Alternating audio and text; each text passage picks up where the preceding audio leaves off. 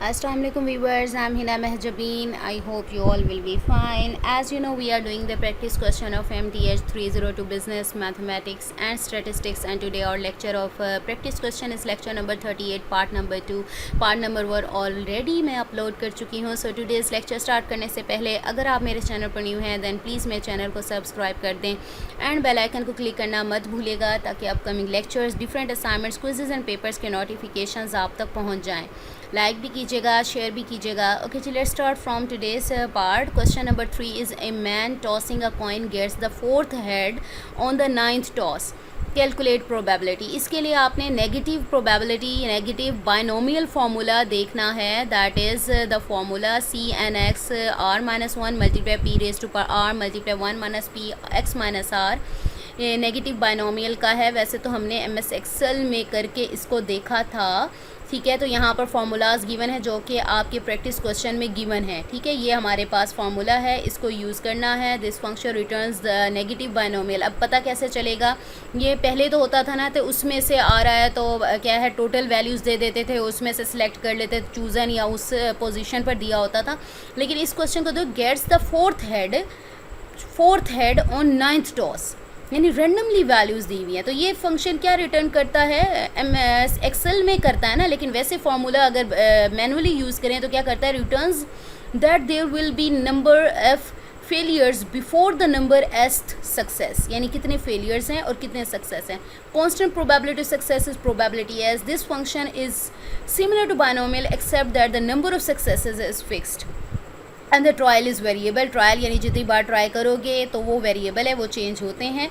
ठीक है, ये फंक्शन वैसे मैंने ऑलरेडी आप लोगों को समझाया था इन डिटेल. मैं यहाँ पर डिटेल नहीं बताऊँगी, तो वहाँ लेक्चर में देख लीजिएगा. इसके लिए फार्मूला आप लोगों का ये यूज़ हो रहा है. ये इसका मतलब ही कॉम्बिनेशन है CX-1 और R-1 वाला, वही वाला फार्मूला है.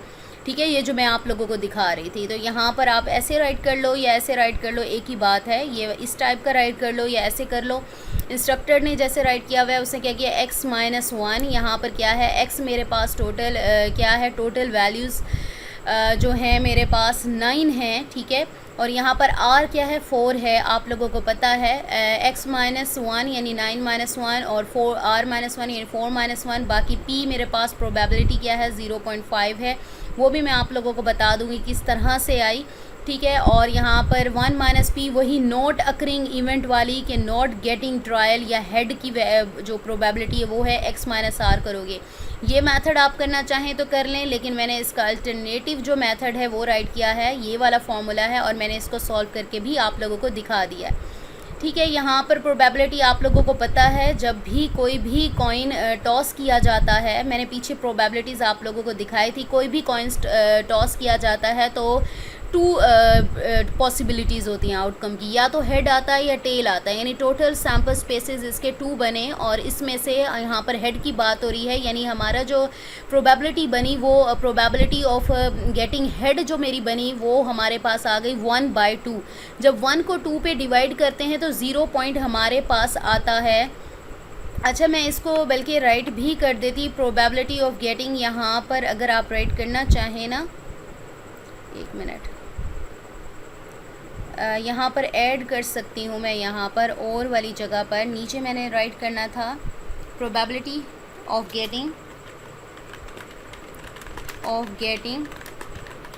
हेड. ठीक है, इज़ इक्वल टू हमारे पास आएगी, ये आप ले लो, is equal to small p हमारा आ जाएगा. इज़ इक्वल टू आपके पास क्या होती है, 1/2 होती है.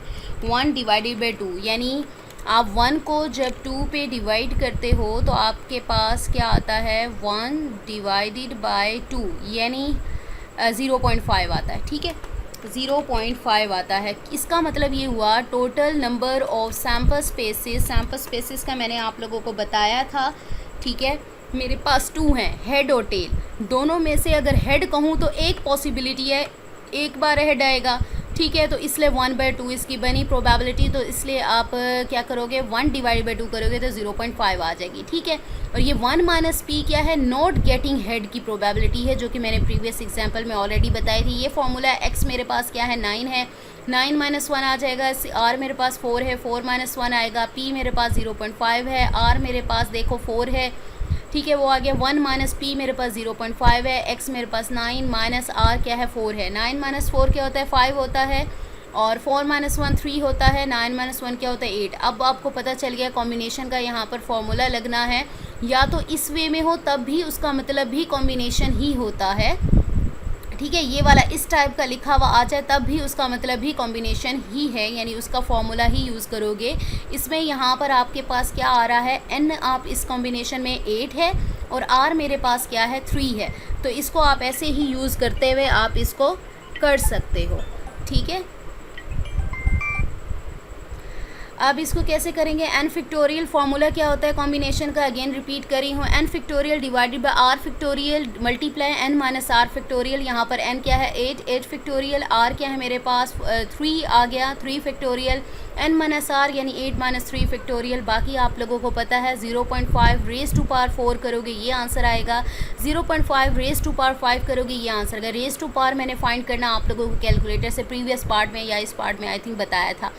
अच्छा जी, 8 माइनस 3 5 फैक्टोरियल होता है, दोनों वैल्यूज़ को मल्टीप्लाई किया ये आंसर आया। 8 5 फैक्टोरियल है तो ऊपर 5 बचा लो, बाकी नंबर्स राइट कर लो। फैक्टोरियल का पता है ना 8 7 6 एक्सपेंड करना, ये मैं बार बार नहीं बताऊंगी, मैं इतनी बार बता चुकी हूँ, ठीक है। 5 5 से कैंसिल है, बाकी इन नंबर्स को मल्टीप्लाई करो, नीचे वालों को करो डिवाइड करो, 56 आएगा, देन मल्टीप्लाई करो तो आपके पास ये आंसर आ जाएगा। तो ये हो गया हमारा आंसर। आप इस वे में भी कर सकते हो इंस्ट्रक्टर, ये मैंने खुद किया है आप लोगों के लिए सिमिलर वे यूज़ करते हुए, क्योंकि बाकी जो ऊपर वाली अबव एग्जांपल थी ना तो वो भी इसी मेथड से हुई थी, तो इसलिए मैंने इस मेथड से इस क्वेश्चन को कर लिया ताकि आपको अंडरस्टैंड करना ईजी हो जाए। अदरवाइज़ आप इस मेथड से भी कर सकते हो, इसका मतलब भी कॉम्बिनेशन वाला ही है, लेकिन नेगेटिव कॉम्बिनेशन जो है बाइनोमियल जो फार्मूला है वो यूज़ हो रहा है, ठीक है। कॉम्बिनेशन ये इस टाइप का, तो आप ये भी यूज़ कर सकते। So we have completed our today's lecture. मुझे अपनी दुआ में याद रखिएगा, अपना ख्याल रखिएगा, टेक केयर, अल्लाह हाफिज़।